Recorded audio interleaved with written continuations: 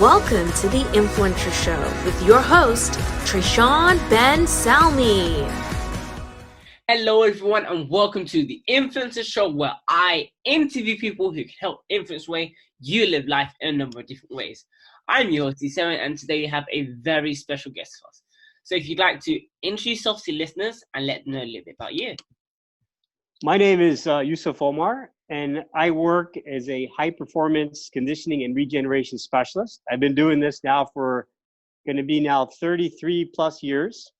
I've worked with one world record holder, and I've worked with several different international class athletes as well as amateurs. And I'm basically, to sum it up, I'm a physical mercenary for hire.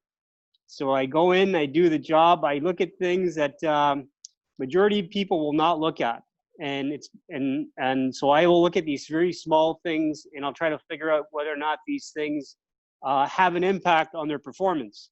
So a lot of times dealing with athletes, you know, the obvious thing would be looking at conditioning, which is a fair statement. But in my opinion, and from my experience, I've always looked at what they do off the court or off the field, regeneration, and especially the lifestyle. How do they lead a lifestyle? Because like certain lifestyles, let's just say, are not conducive towards performance. Now, having said that, there are some athletes that have impeccable talent, and even if you were to tie one hand behind their back, so to speak, they would still beat you. And those are rare. But my job primarily is working with those individuals that are trying to get somewhere. And, you know, these are the ones that if you tie their hands behind their back, they won't do well. So those are the outliers. These are those people there, you know what, you can give them, I mean, Usain Bolt was a good example. I mean, in Beijing, he was there for 2 weeks. He didn't eat the local fare because of fear that he might get food poisoning, etc. So he ate at McDonald's. And a lot of sports nutritionists would say, oh my God, what's he doing there? But the reality is, think of it this way. McDonald's has been around for such a long time. It's a very, very long-standing franchise that other franchises have modeled their franchises off of, to the point where now McDonald's has pretty well almost, I would say, and I used to work there as a kid, and they have everything systematically. Like you don't even have to know when to flip the burgers. It tells you when to flip the burger, right? It tells you how long to cook the fries for. I mean, these things, they actually have McDonald's University. But I don't want to go into promoting McDonald's here, but the bottom line is he set 3 world records eating at McDonald's. So, you know, the sports nutrition, I get it. It's important and it's good to eat properly. These are all good things, and your mother would love you for that. But in a lot of times, these things really don't make a huge difference because there's a lot of other elements at play. There are many drops of water in a glass. If you take one drop out, you still have a full glass. You won't notice it. So this is the kind of level sometimes you're dealing with. My job is to look at how many drops are in the glass, and out of those drops, which ones are the ones that, if you did a little small tweak on that, and it may not even be conditioning, it may be recovery, maybe something, who knows? But if you change that little one, you have amazing performance. So that's in a nutshell what I do. That is an absolutely amazing way of looking at it. And why don't you share with us why you do what you do? I do it because when I tried making a shot for 1996 Olympic Games in the 1,000 meter, the velodrome. I tried making it for another country. I didn't quite make the qualifying. I was a couple seconds short from world-class time. But, you know, I took 2 years off to get sponsors, and I competed at a very high level. And I look back at that, and I look back at saying, well, if I had somebody in my corner to kind of look at some of these smaller things, I would probably have made that very easily. I wasn't very far off from world class, right? But it is what it is. But I never took it as a slight. I actually took it as a lesson to be learned from. And so now I apply that same sort of philosophy to how would I work with somebody if that was me? And I would want to look at all these details. I want to say, oh, how do you sleep? Where do you sleep? How do you feel after you sleep? What do you eat? Who do you hang around with? Do you have any sort of spiritual practices? All these things put together to create, a performance. I use the expression a lot of times is, when does a hurricane occur? Well, when the conditions are right.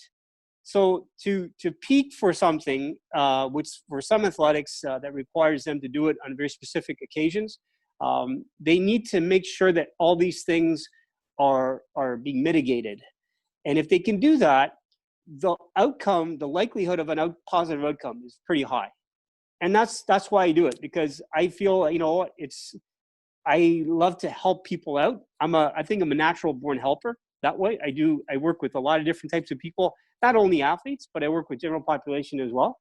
And when I like to see people do well and put the effort in, and then they take rewards from it as well. I take a little credit, this much. I think it's actually really important how you touched on, not only it's about like what they're doing when they're training, but it's actually important like their lifestyle, who they hang around, who they eat, and just like how they feel as a whole, because it not only does it have an effect on them, but also how they perform. Yeah, no, for sure. And when you look into a team environment, it's a little different. I tend to work more with one-on-one, but I have worked with teams before, and obviously it is somewhat of a watered down approach of what I normally do with an individual. But nonetheless, even with that said, I try to identify areas of the team or certain players that have certain weaknesses. And a team is only as strong as the weakest links, right? I mean, we just recently, I'm sure everybody, I'm not sure in the UK you get that, you get the Netflix, or we watched the Last Dance with Michael Jordan. Yeah. And you saw how Jordan, there are a couple of weak links on the team, but he was a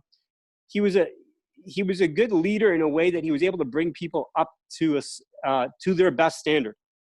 And that's what you really need to do in a team. Is you're never going to get everybody being the top guy on the team, but if the weakest guy is playing at his 100% and everybody else is playing at 100%, so to speak, the reality of them doing well is more likely to happen. And you've seen this. I remember watching. I'm not sure in the UK you guys are familiar with ice hockey, but back in 1993, the Montreal Canadiens, that's my team, they played, and nobody expected them to make it into the playoffs, first of all. Secondly, nobody even expected them to get into the finals, let alone win the Stanley Cup. And the reason why they did that was everybody on that team stepped up. There were no superstars on that team. Superstars were made from that series, but prior to that, they didn't have anything special. But what they did have was a lot of guys who wanted to work really hard. I mean, the St. Louis Blues last year, again in hockey, they did the same thing. Nobody expected St. Louis Blues to win the Stanley Cup. But here's a team, again, who basically put it together, and they were able to eke out a victory, which is, I think kind of lends to the idea that not every team that has all the superstars are always going to be the ones that are going to win. I mean, if you have a team that has everybody putting their 100% in, and the other team is, you have a couple of guys putting 100%, well, the rest is history, in my opinion. And I definitely agree with that, because then as a result, just like giving it 100%, giving it your all, you then just get the best out of every scenario. And what would you say has been the biggest influence on you that you wish I'd known sooner? I think, if I'm talking to you right now, is because I stand on the shoulders of giants.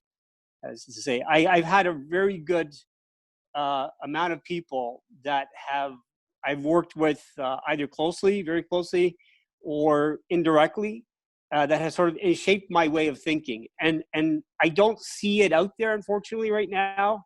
I tend to see a lot of people using research studies, and Einstein had a really nice saying. He said, "Research basically means we still don't know." So I think you need to look at qualitative data, and I think you need to look at quantitative data.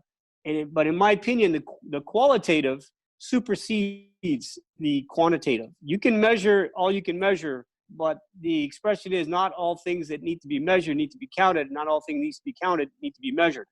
And this is where the wisdom comes in. And this is where the people that I've worked with, the late Charlie Francis was a great influence of mine. And I model a lot of my stuff off him.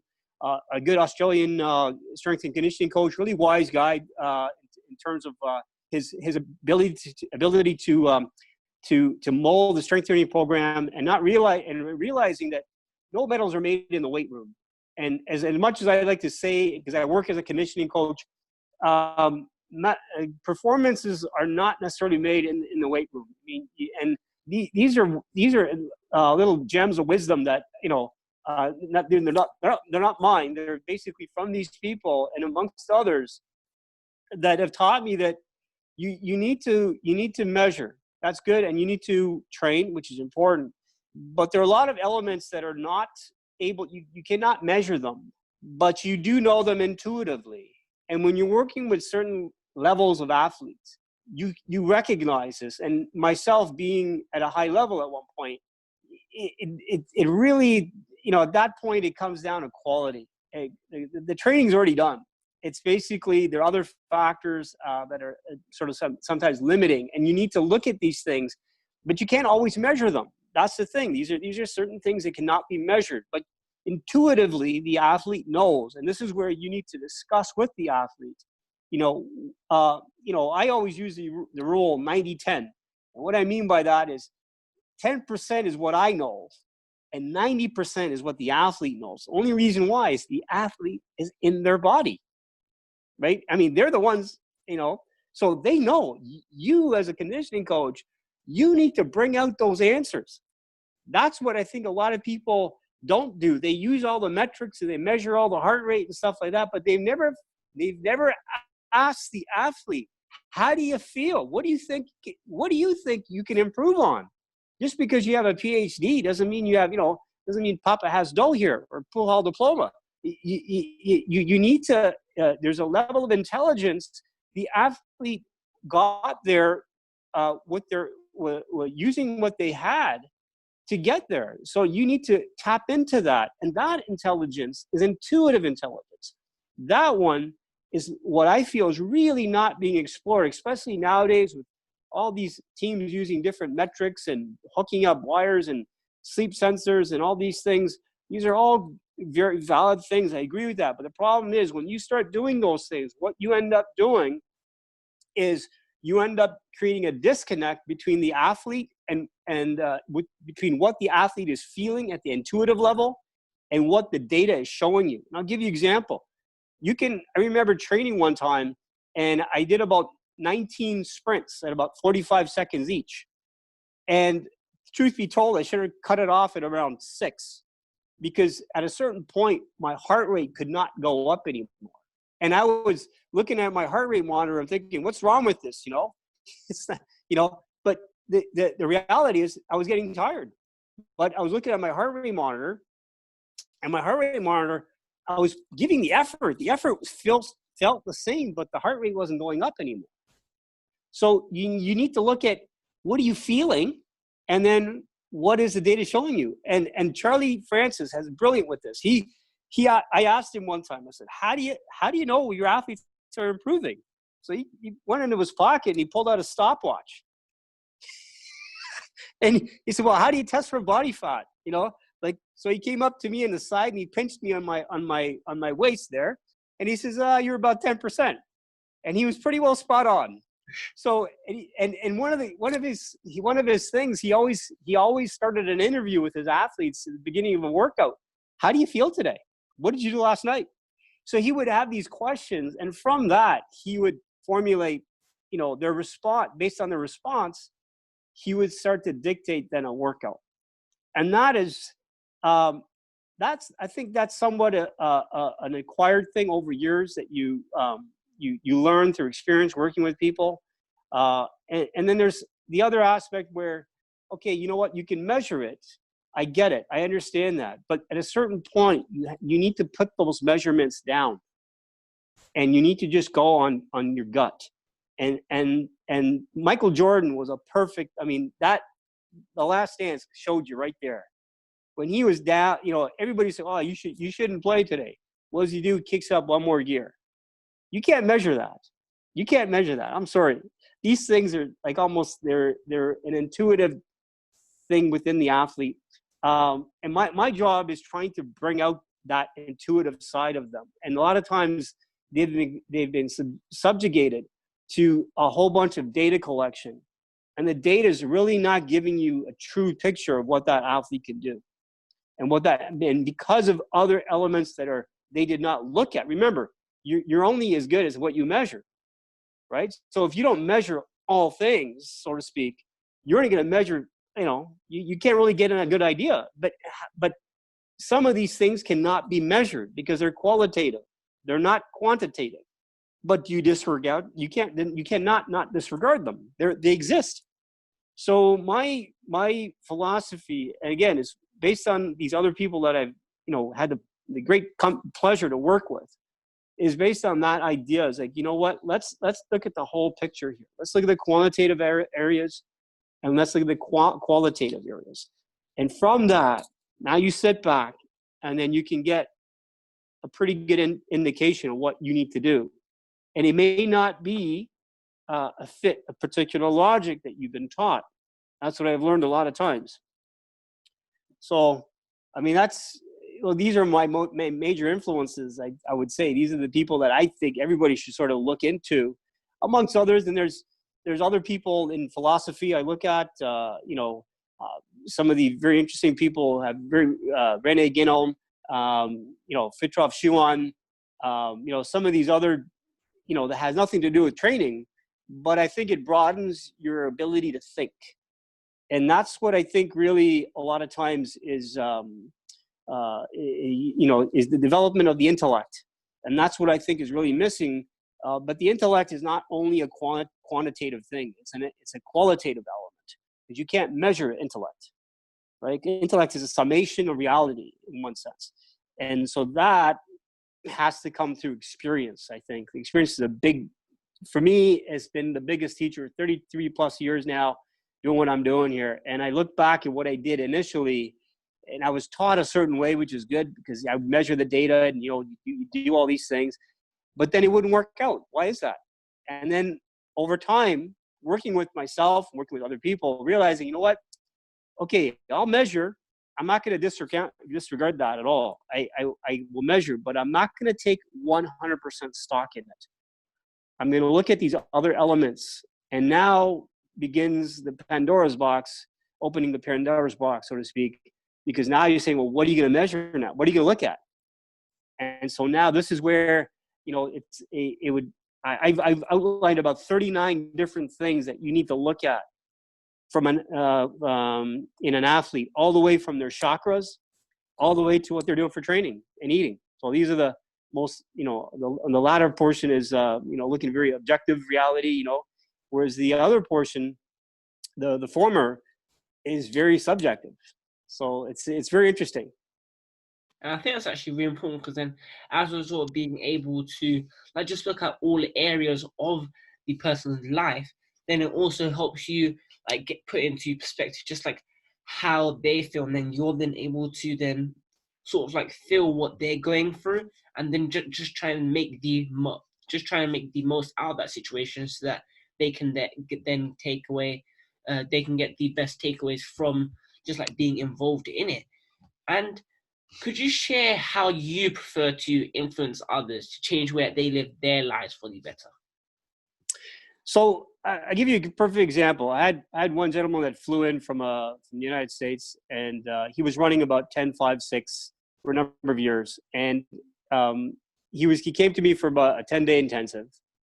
And so for the first couple of days, you end up talking about everything about training and recovery. And after about 4 days of talking about that, you begin now to start talking about religion and politics.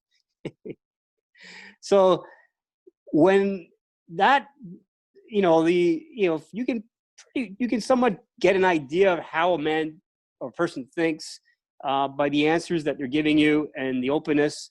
But really, when you start talking about religion and politics, that's when you really get to open up on a person. You can figure out, okay, this is how this person thinks.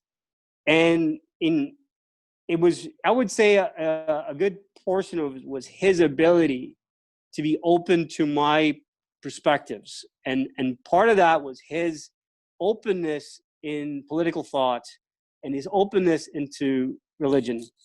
And from there, I was able to implement training methodologies and regeneration methodologies that I would not normally entertain to most people, just because their mind would not be able to handle it. It was just too much. There's a lot of, some of my clients say, well, it's too airy-fairy, it's too subjective. And then and I've worked with other people that, that want strictly data. And that's fine, but you need to come to the middle. So if somebody is too far qualitative, you need to bring them into the middle so they understand some data as well. And you get people who are very quantitative, you need to bring them to the middle because then they understand some qualitative aspects. So that's what I try to get into the athlete's head. And that takes time. It's not going to happen, or not everybody's going to open up to you. But you need to pick your questions to get the right answers, by which now you get to formulate, okay, how is this person thinking, and how are they thinking will determine how you will work with them. Surely you cannot entertain something that they're not ready to accept yet. So otherwise you'll look like a fool and they'll be wasting their money. So it's best to give things that's within the realm of that athlete's ability to conceptualize what you're doing without having to have them think too much. And that's tricky. That's a real, there's no really art. There's no science to that. There's really basically, you just got to ask questions. You got to probe. I always, my late grandfather, when he used to meet people, the first thing he would say, well, let's have some lunch.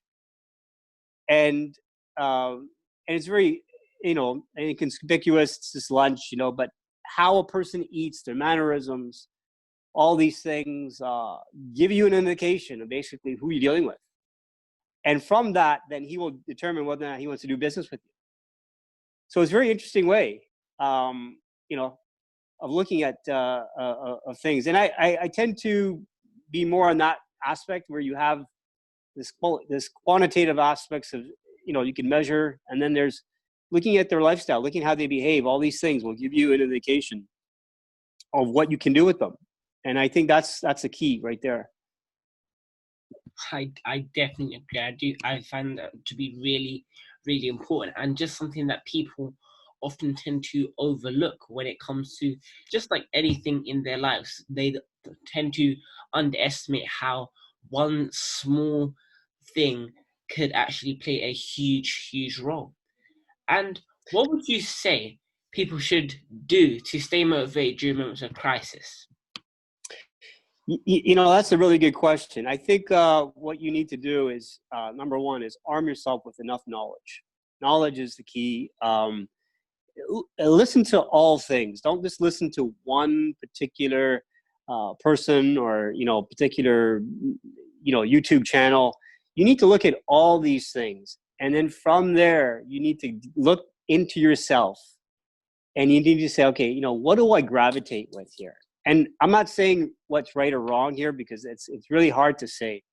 But what I can say is that you need to look within, you need to see the whole picture. Like, I use the analogy of a person who lives in a village in a very mountainous area. So they live in the valley. So they really can't see the rest of the town.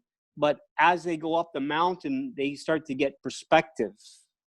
And that perspective, the higher they go, they begin to see more of not only the town, but they begin to see where the town is relative to another town maybe. Or they begin to see how small they are relative to the mountain and how, what a big perspective they're gaining from being on the mountain.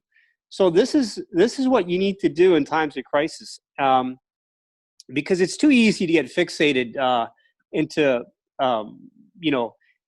pigeonholed into one way of thinking. And I never was a big fan of that. I used to always challenge my professors, always out of class, never in class. But I would always question what they did. And and so the tonality in which I question, and that's why I have really good relationships with a lot of these people still, because I never questioned them to be antagonistic. I would question them very much like a 5-year-old child, like, why? Like, tell me why. What is your explanation? And then I go somewhere else, ask somebody else, same question, and they'll give me something else. But you need to get as much different opinions, and you got to figure out now, what does your heart gravitate with? And then from there, you need to kind of but never discount the other aspects. That's what I always tell people. Don't throw the baby out with the bathwater, as they say. Like, you always want to keep it open, keep it, and best you can, the middle opinion is usually the best way to go. That's where the growth is. You can go to the extremes. The extremes define the middle, but you can't stay at the extreme for too long. We know that through political situations in different parts of the world. You have extremists in both sides. They don't last. History has shown they do last for maybe a decade, who knows, but eventually they will die. They will come, because it's the middle ground. The middle class or the middle ground, that's where the growth lies in any society, civilization. It's the middle class. And when a society is gearing towards itself, towards the middle class, it's a healthy situation, not only from an economic perspective, but it has to be from intellectual thought as well. That is the other big thing. It's not just the economics. Just because you have middle class and middle class income does not mean that you're in the middle per se. You're just middle from that perspective, but you're not middle from the perspective of intellectual thought. That's where you need to be, and that will then help you navigate through all the different opinions. I think that's what I've always found myself trying to be, is going back to the middle, not looking at one person for too long, because everybody will influence you. And this is where you need to, but you still need to be influenced by that person. It's you got to look at it as layers of truth. There's going to be some truths, be much more. And the other thing too is that truth may apply for that person or that particular time period, but may not apply later on. But that truth there on this side here was, quote, an extreme on this perspective. But when you're putting it on this side, it's the middle. You see, so this is where you need to keep this open. And I think this is very important for in not only conditioning, but in all aspects of life. I think that's actually really important, because as a result of just like taking all the teachings and seeing like how the elements of truth, and then how you can then utilize this information to then just help you in everyday life, can actually play a huge role, because then having different people and having them then influence the way you look at life, just the way you think as a whole, can then help you like get better at like tackling problems and just a host of many other things. And then as a result of just being around people in many different backgrounds from who partake in many different things, then helps to not only open your awareness to newer and sometimes even better possibilities, but it just alters the way you think as a whole.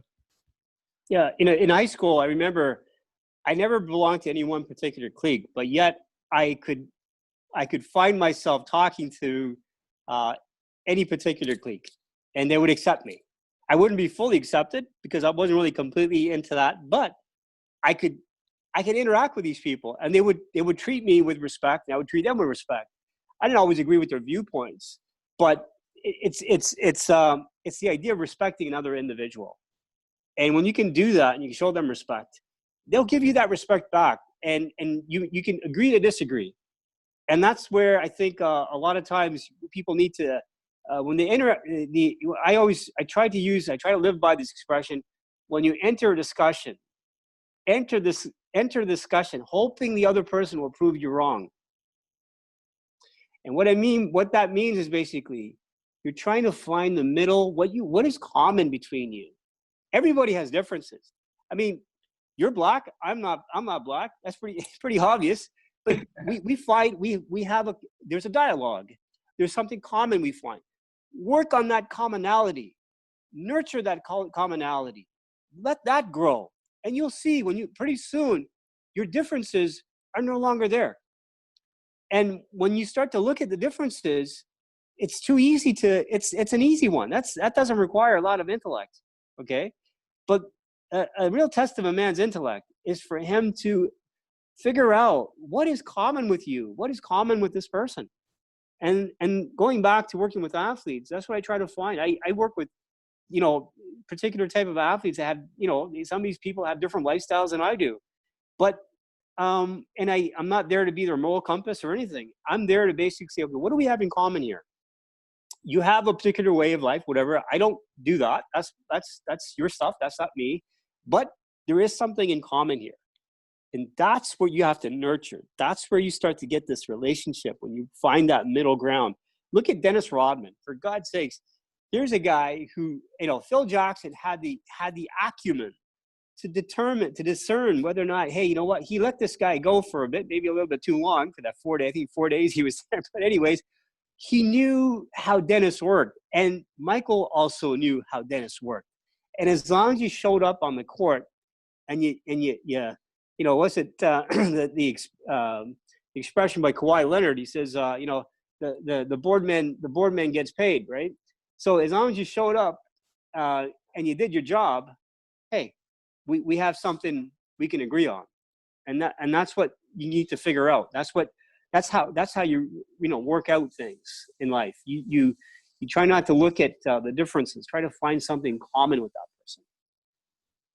I think that's actually really important, because then, as a result, like, you may even disagree with someone, but it's about being able to then convey your message in a way so that it doesn't come across as like arrogant, and that it comes across in a way as though, like, yes, I understand why you believe so, and this is what I believe, and just being able to, how you said, find that common ground, so that then you're then able to convey a message and have a conversation instead of having an argument. Yeah, nobody has a monopoly on the truth, okay? And we all have a perspective, and our perspective is shaped by, our lifestyle, et cetera, but it's a viewpoint, and we're looking at it. I'm looking at it through different optics. You're looking at it from a different optics. But what we need to do is figure out what is common in our optics. What are we seeing both? What do we both see? And then what are we not seeing? What is different? And say, okay, well, does that apply to what we're doing here? Because sometimes, another person's perspective may not be, they may be kind of out in, left field, but it's actually what's needed sometimes. And I can't make that judgment. It's something that's, it needs to be worked out. But again, always go back into this, always enter a discussion, hoping the other person's going to prove you wrong.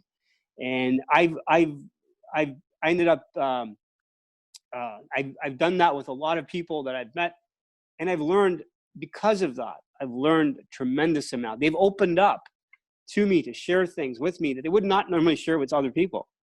And then also then to hold that information and, to trust that information and to respect that information, to show them that I'm respecting of that information. That's the other thing as well. So when you have those things like that, I think you're more likely to develop a relationship with anybody. I totally and 100% agree with that. And could you share with us what your passion is? My passion, I like actually, it's a real mixed bag. I mean, I love to work out. I still work out at turning 53 in near the end of June. I still like to. I don't compete in cycling anymore, but I do running now. So I do. One of my big passions is 100 and 200, and I just have been having a little bit of bad luck getting into competitions and just a little bit of preparation on my part. Maybe I got to hire myself. I don't know. But I ran in training. I ran an 11:1 last summer, hand time, which is pretty good time for an old guy like me. And I eased up at about 10 meters to the line. So I probably could have come across under 11 seconds, which is not bad. But definitely, I don't think Usain Bolt has to come out of retirement to defend his title. I don't think so.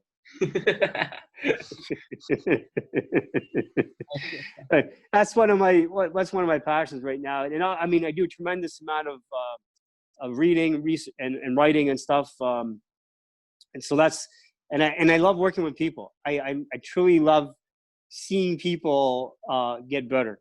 It's one of my sort of little prides I take, but I always try to keep it in check, because I always tell myself that, you often you obviously get somebody at a certain time period in their life, but you cannot discount all the other people, that helped that person.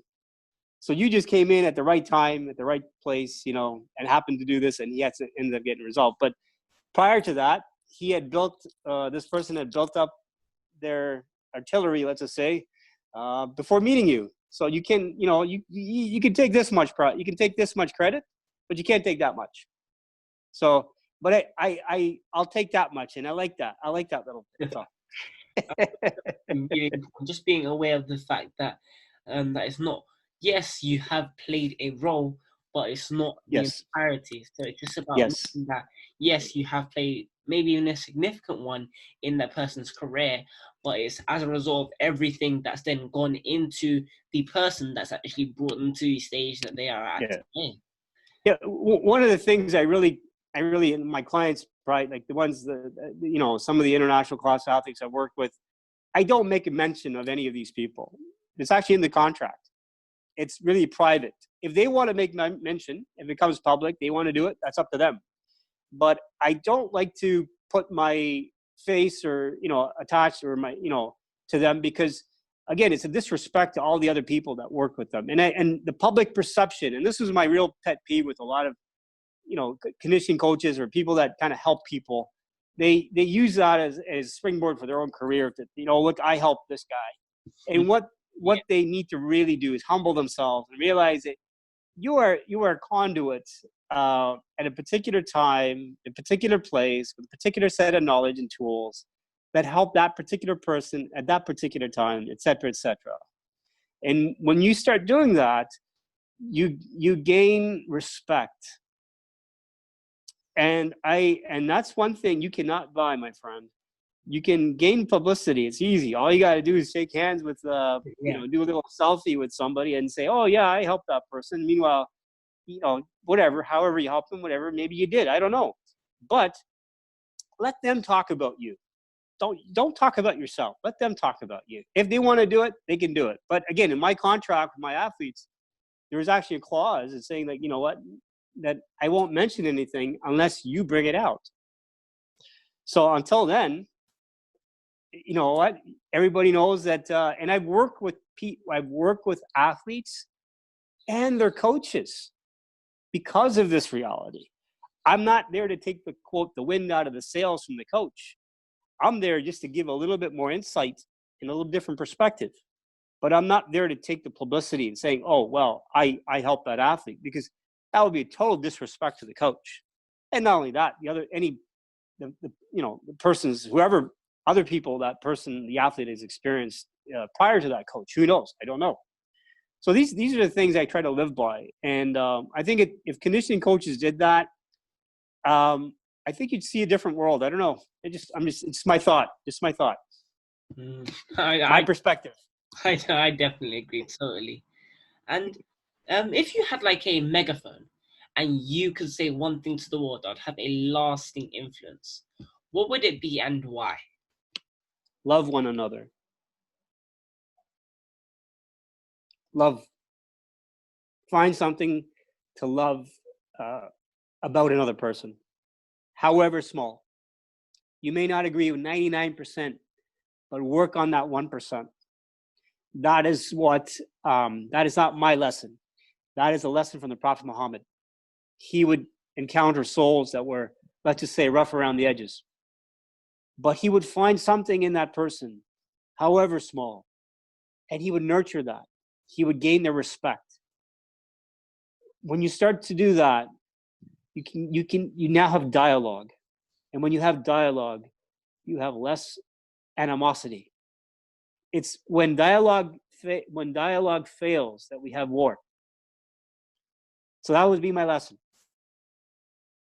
And I think that's really important, because then as a result, just being able to connect and just being able to converse with people of all different backgrounds, no matter like any differences, and just have that common ground once again, how you said, it then gives you that sense of, it just like opens up your mindset really, because then being able to do so, it breaks down all like barriers that we may have put up when it comes to just connecting with different people. Yeah, and I think, you know, one of the key things is to allow people to criticize you in a good way. You know, obviously some people tend to antagonize you, not to criticize you. There's a difference. Mm-hmm. But, you know, you need to have dialogue, and you need to, because, you know, we all come in with a particular set of optics and we see things through different lenses. But a lot of times other people come in, and I mean, I can't tell you how many times I've actually just, you know, asked the athlete, what do you think? I mean, if you were me, what would you do? And they would think, well, hold on, I'm hiring you. You're the expert. I said, no, well, I'm not in you. You're the expert. You know, actually, you know intuitively what you need.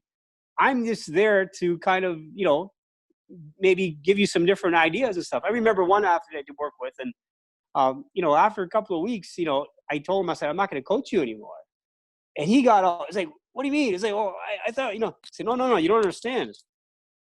After a couple of weeks, this person, because of his openness and because of his mindset, I was able to share things with him, and he was able to pick up certain things. As a consequence now, I felt in my heart that I didn't need to coach him. And coaching to me is, I say jump, you say how high. Managing is different. Managing is, what do you think? Give me your opinion. I want to know, I want to go around the boardroom, kind of, what's your take? What's your take? From there, okay, I might give you a little bit more insight, but in the end, you know, I think what you'll find when you have this dialogue, when you have this mutual respect, truly, I really do believe innately, a solution will come up that is both mutually agreeable and beneficial for both parties. But when you don't have this sort of dialogue, that you didn't foster this, it's very difficult then to obtain a solution. Then it becomes my way and your way, right? And you know, you need to steer the conversation and the relationship in this direction. And when you can do that, you'd be surprised of the amount of brainstorming and information that comes out, the possibilities. I mean, with this one person, we created a new start for the 100 meters. It was called the Omar Williams start. And it was like based on the fact that like two, you know, four-legged animals, when they want to accelerate, like flight animals, like horses, rabbits, right? They use the two back legs coming out of the block to push off with to accelerate. So my blocks, we created a start where the blocks are actually parallel. They're not staggered. And when you come out with that start, you're coming out almost 2.5 feet further. The only trick with that is you got to get your lead leg out real quick. But that takes a little practice, but you know, you'd be surprised how quickly that can be manifested. But if you're already like, you know, 1.5 feet out of the blocks before somebody else, if the other person happens to look at, I mean, you know, when you're doing 100 meters, that's the hard part. It's not to look at the next lane. You know, you got to look at your own lane. But, you know, people look over a little bit sometimes, you know, and if you got a 1.5 feet out of the blocks already, you've already put in the mind of that person, oh man, I already, like, you've taken them off for a split second. Yeah. You've taken them off their race. And that is 1/10 of a second right there. Factor in you're looking at almost like 3-4 tenths of a second, which 1/10 of a second is about a meter. So now you look at 2 tenths or 3 tenths. That's 3 meters. That's huge. So but we got that start from analyzing and thinking, well, how can we make this better? And we looked at things in nature. I think nature is a really good teacher. I think people, and it's sad because we're losing a lot of our nature in terms of environment and animals, but animals can give you a lot of insights. I mean, this idea of intermittent fasting. I mean, last time I looked, I don't see lions, you know, they just do that naturally. When they eat when they're hungry, they'll bloat themselves up, and then for about a week they won't eat. And then when they're ready, they'll eat, they'll hunt. And it's amazing, as they're getting hungrier, they're releasing more growth hormones. They're becoming leaner, and it's allowing them to hunt better. So these are, the nature gives you a lot of clues. I think, conditioning coaches need to come out of the textbook and out of YouTube and look into YouTube animal stuff. I watch a lot of animal documentaries. I can't tell you. I remember playing Trivial Pursuit one time, and people were surprised. I knew about Asian hornets before. I mean, Asian hornets have been around for a long time. If you're in Japan, you know about them. They're the world's largest hornets, about almost the size of my thumb. But it's you begin to learn different animals and their traits and their physicalities, and you begin to see, well, hey, look at a springbok. I mean, that thing can jump about 10 feet in the air. I mean, and yet it's so small. But a lion can't do that. And so why is that? Why is that? I mean, so you look at, they have a tremendous amount of elasticity. Well, elasticity is a pre-component to pliability. So pliability is really a combination of three things: flexibility, mobility, and elasticity.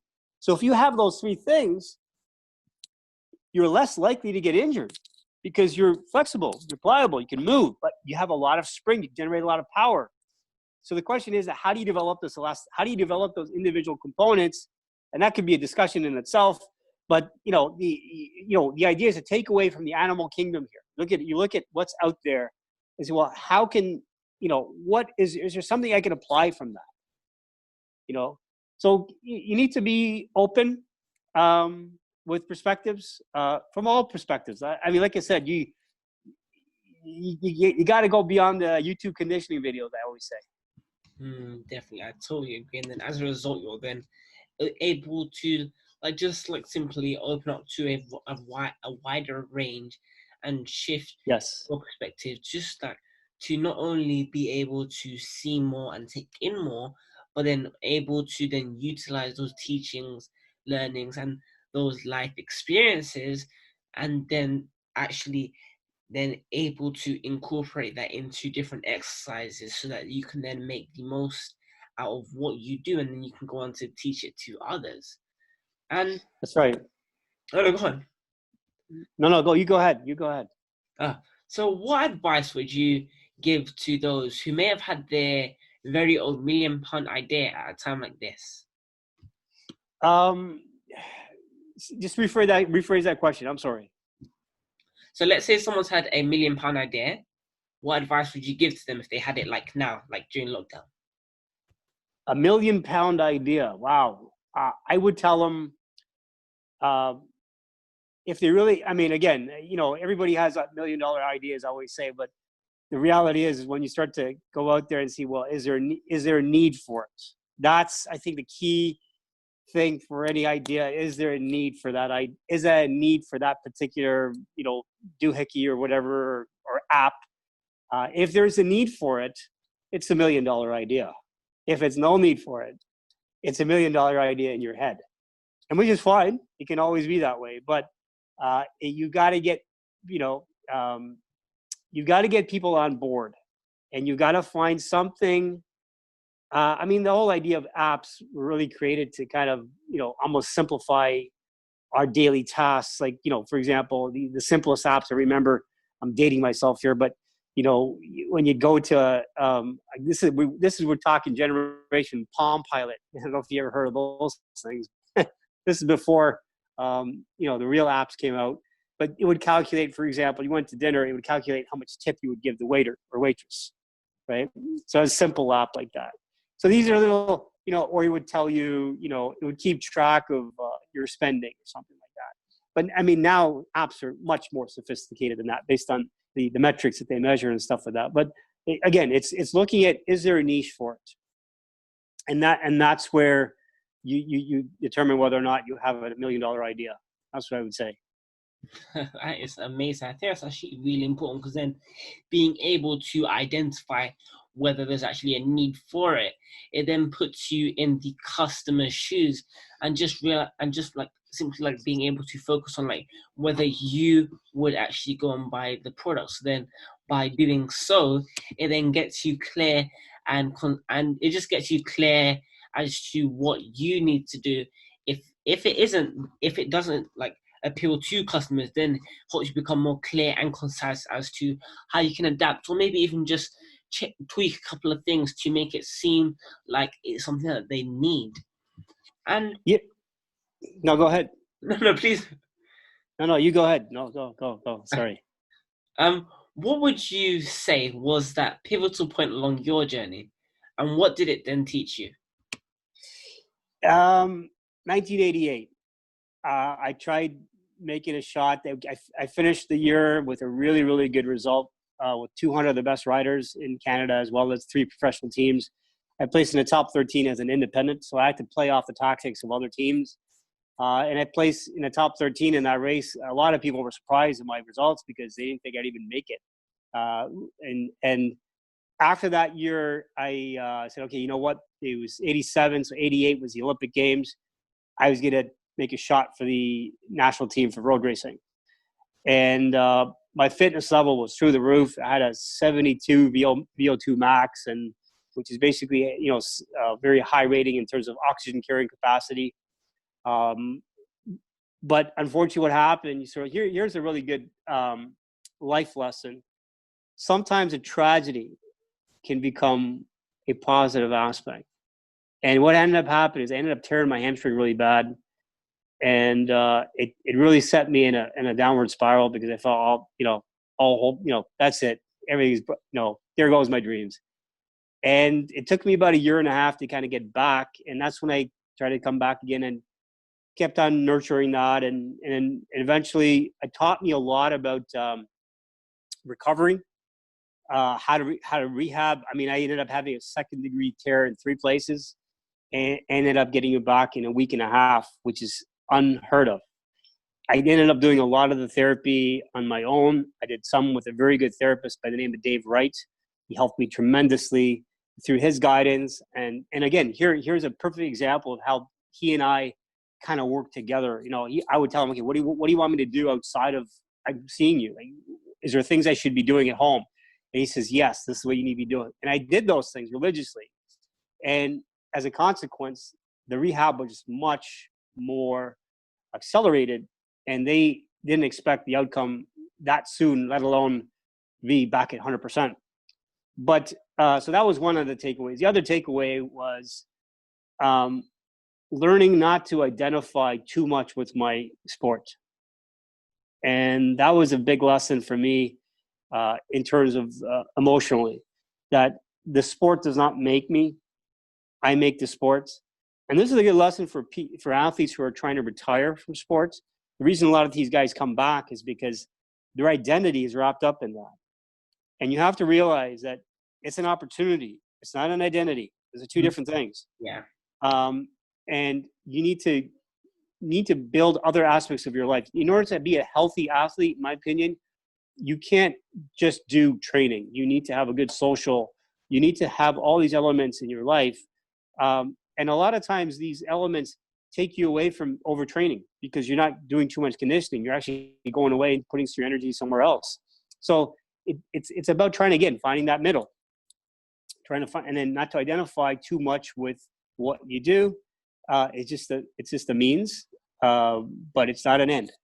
And that's one of the second takeaway. That was a really big takeaway for me. And because of that, I think I was a better person going forward. So here's a tragedy that basically happened and an opportunity that went away. But sometimes, you gain insight from these things.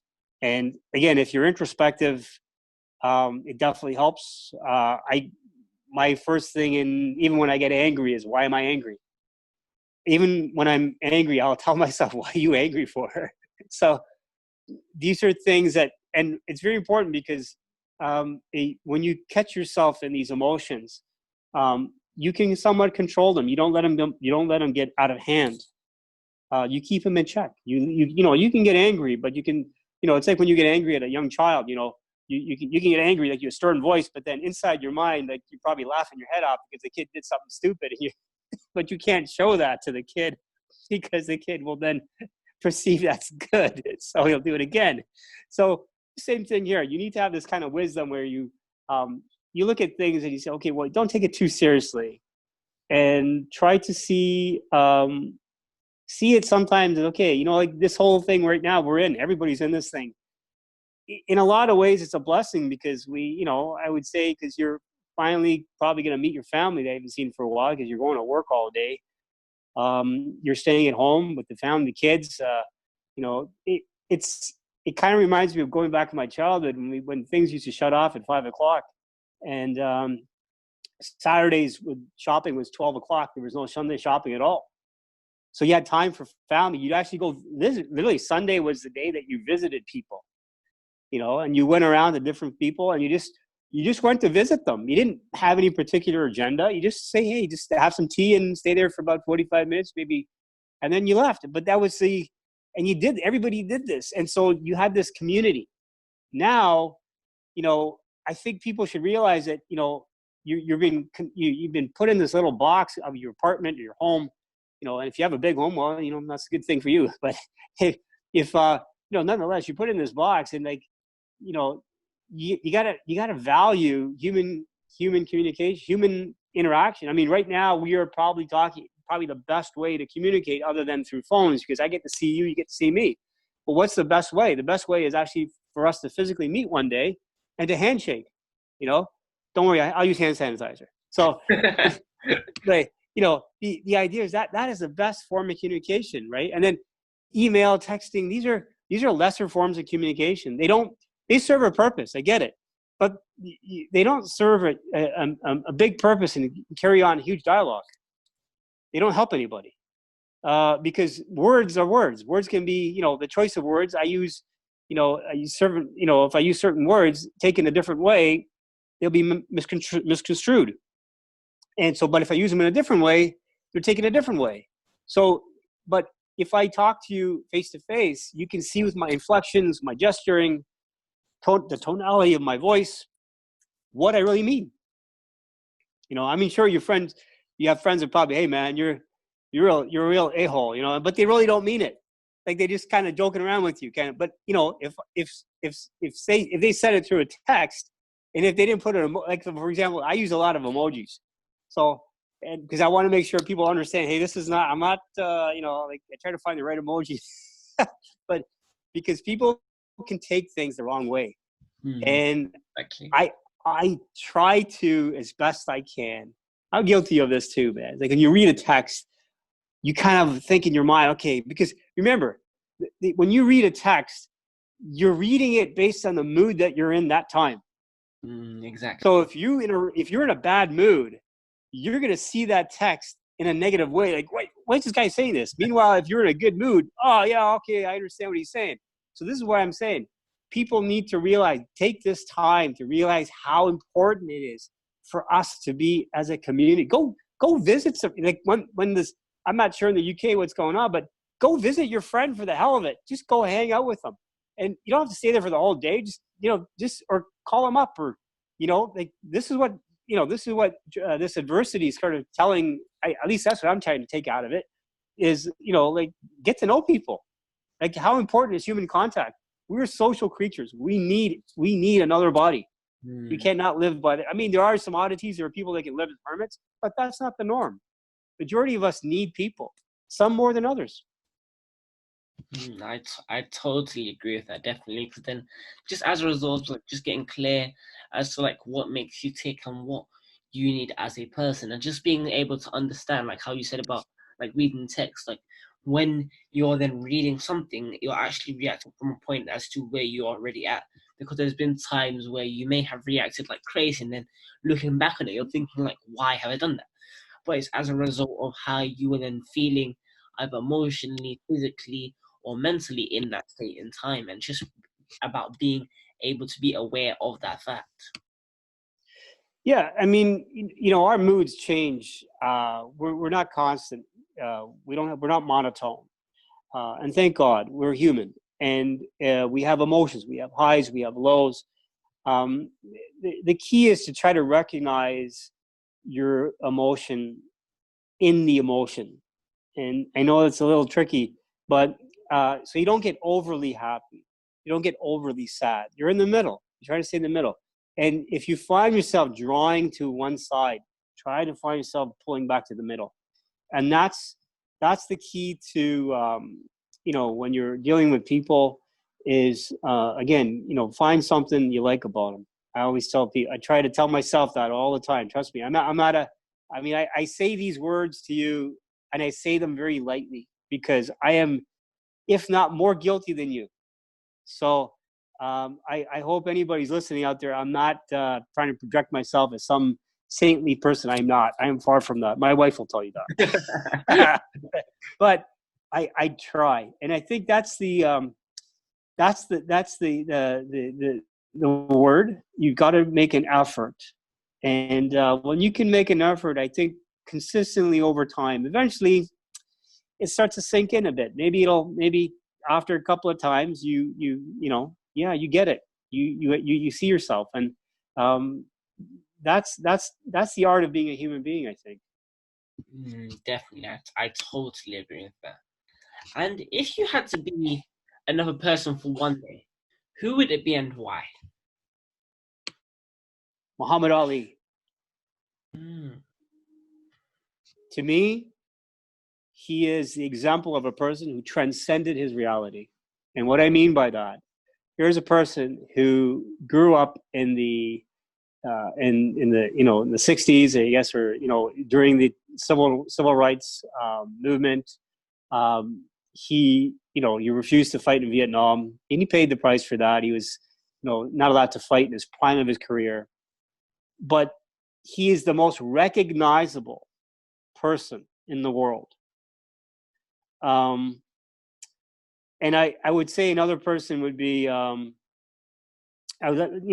back to Ali. Here's a person who basically, he transcended the sport. He used his.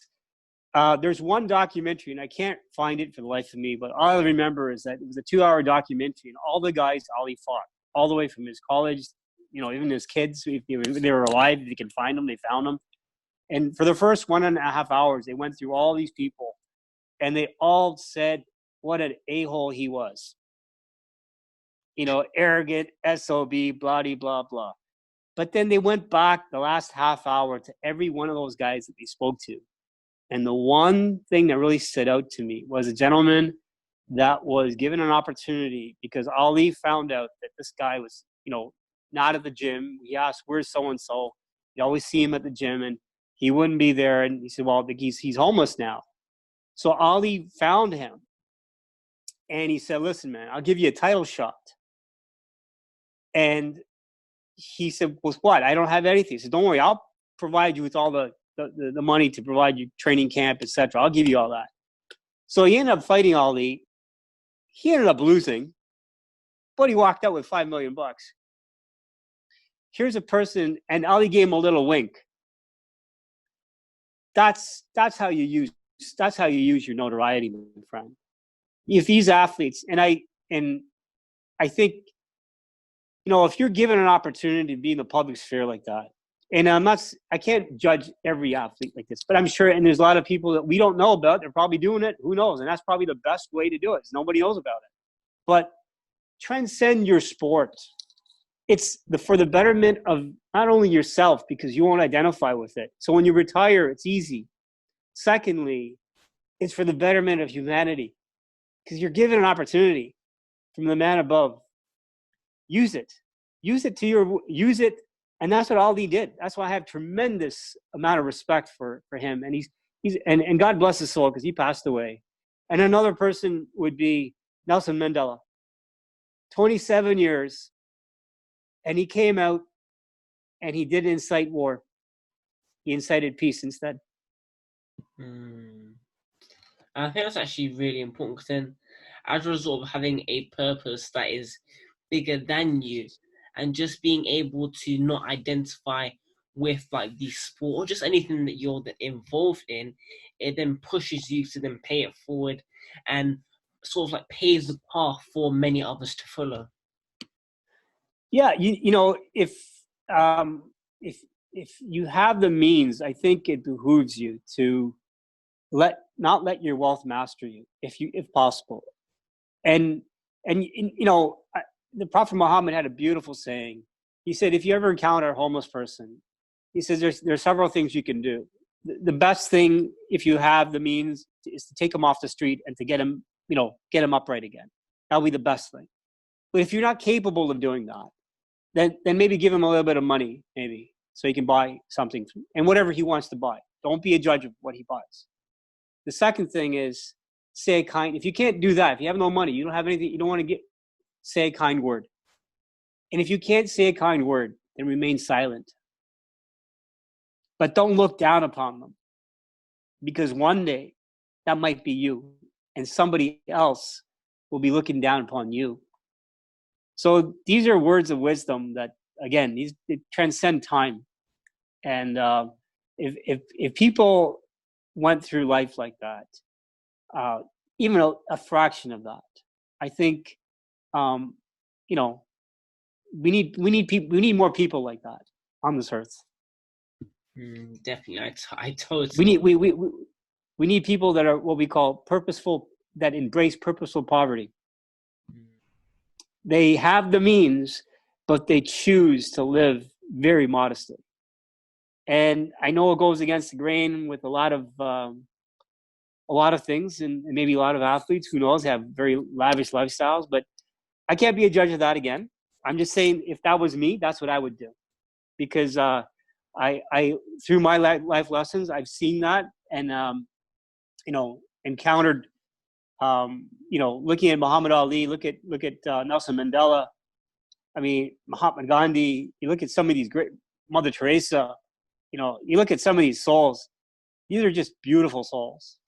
And if we can come, a fraction of what, achieve a fraction of what they've achieved, I think we're the better for it.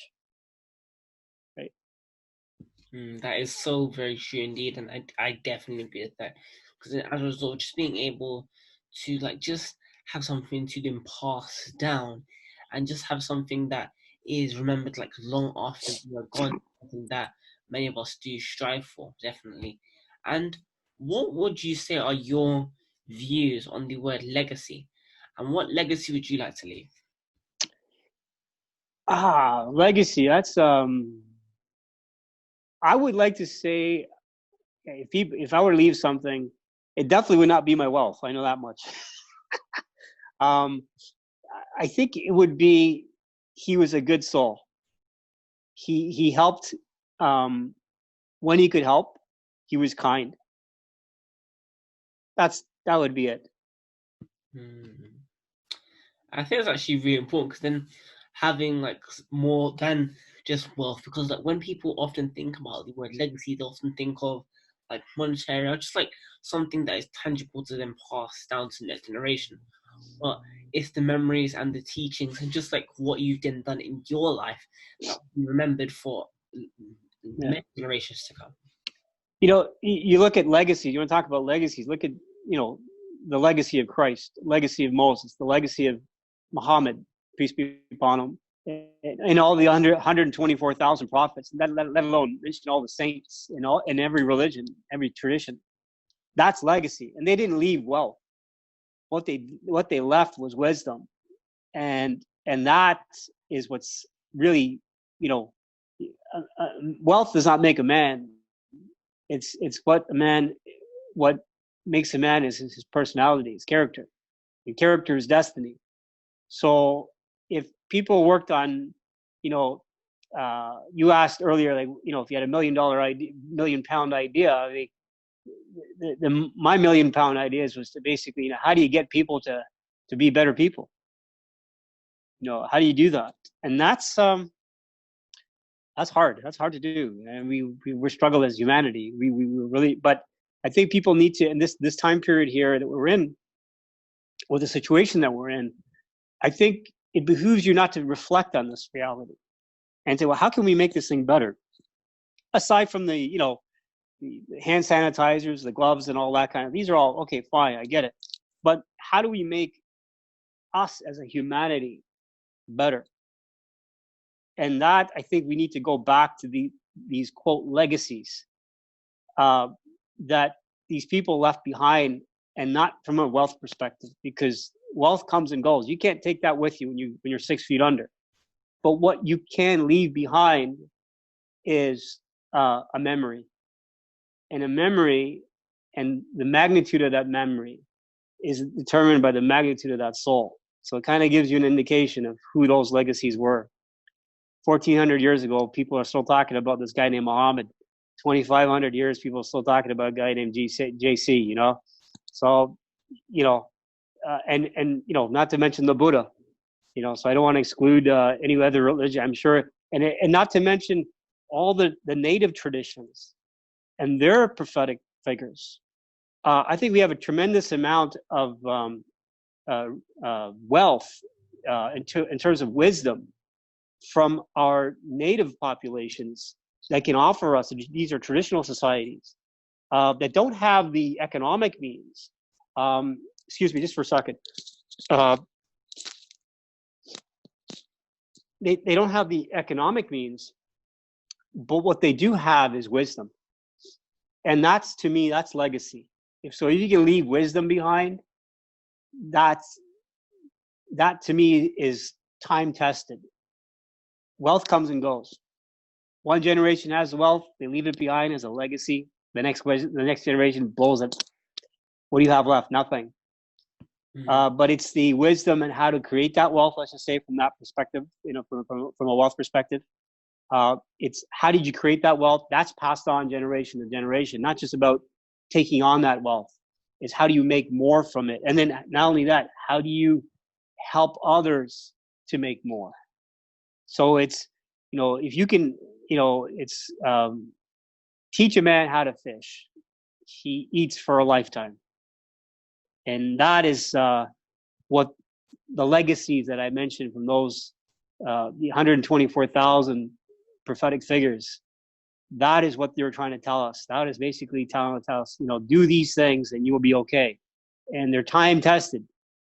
And they've been through, if not more than what we've been through. So COVID is, what we're experiencing right now is really nothing compared to, let's say, the Spanish flu in that time period, when they didn't have hand sanitizers and all that kind of stuff, right? So, we're quite lucky, actually. And, what we're seeing is, in one way, it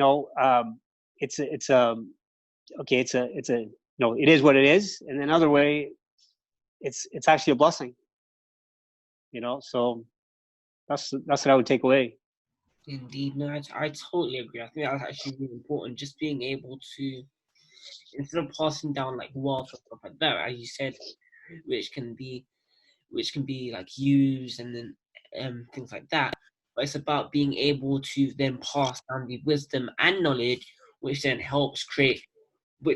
actually helps them to create their own wealth, because the wisdom and knowledge can never actually be like forgotten or lost. It's about having something that can be passed down, so that regardless of what circumstance that you are in, you then have that knowledge, that accumulated knowledge, and you're then able to use that in a way that can actually help you make the best out of that experience. That's true. Very true. Very true. What advice would you then give to your younger self? Yeah, that's a good question. Balance.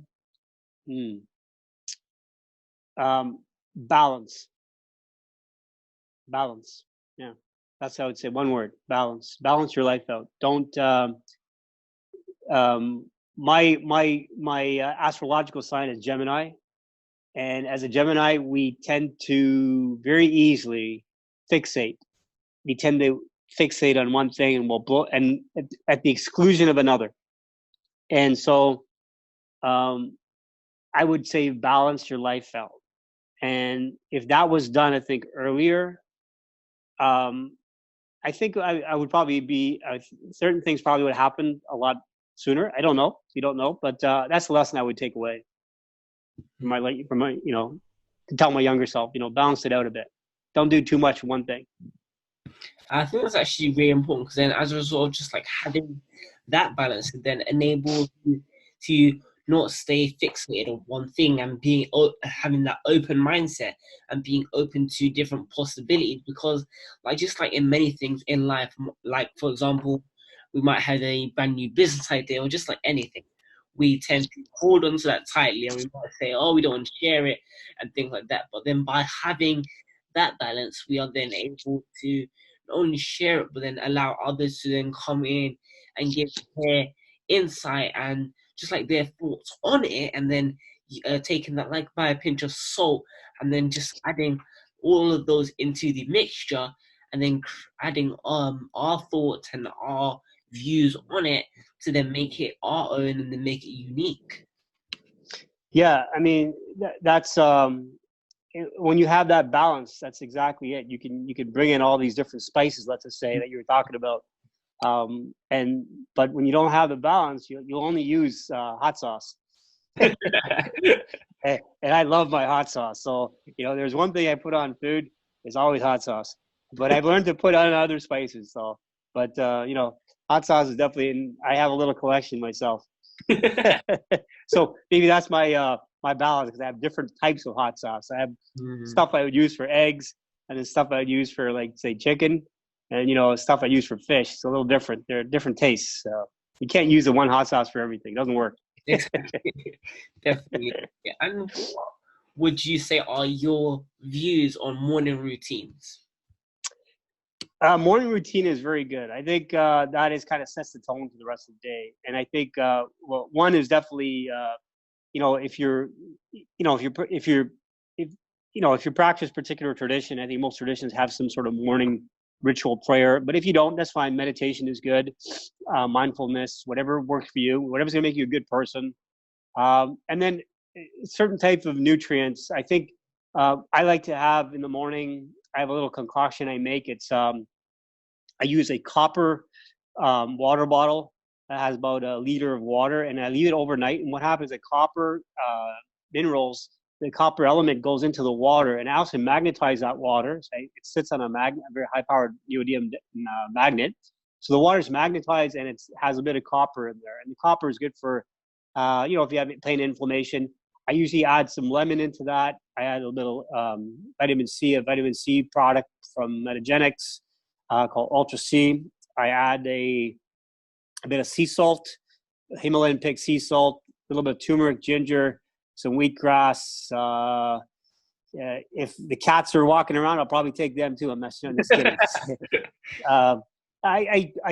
But that's for the most part. And I have a different type. I take medicinal mushrooms, which I find really help a lot. And then a particular amino acid called tyrosine. And I find that helps kind of get you alert for the day. And I try to drink that first thing I get up in the morning, right? It's about a liter of this in the morning. And then I go about my business. And then the other thing I definitely have to have in the morning is my espresso. And I make my espresso from, I grind the bean fresh, and then I add organic grass-fed butter, and I add medium chain triglyceride oil, and I put that in, add the espresso to that with a bit of cinnamon and a nice piece of dark chocolate, and I'm good to go. Sounds absolutely amazing. And lastly, could you then share with the listeners? Where they can find you if they'd like to find out about any upcoming things you may have? They can find me at thesystem.ca, that THESYSTEM.ca. You're gonna have to pardon the site a bit. I mean, before all this stuff happened, I was in the midst of getting somebody to get this thing done, so everything got on hold for whatever reason. But anyways, you can get an idea of what I do there. My bio is on there. I can actually provide. I'm not sure. Do you have a website that you have your listeners go to, that if they want to listen to the podcast, they download from there, or that I can provide you with a bio of what I do, a more clear synopsis of basically what I. They can find me there, if they can get a hold of me. My preference is always, contact me through, if you have an iPhone, FaceTime, or call me. I love to talk to people, as you can probably tell. So call me, and and if you're in the Toronto area, come by, man. Let's have some espresso. Definitely. And I really do urge you listeners, do go and check Yusuf out. And I'd like to thank you for coming on the Influencer Show today. You know what? It's been my pleasure. Thank you so much for giving me the opportunity to come and express my views and my ideas and thoughts. I really do appreciate your time. Thank you so much. Thank you. I'm glad you enjoyed it. And also I'd like to thank you listeners for tuning to the end. And if you guys would like to have the chance to apply to be on the show, please do feel free to email the email on the screen.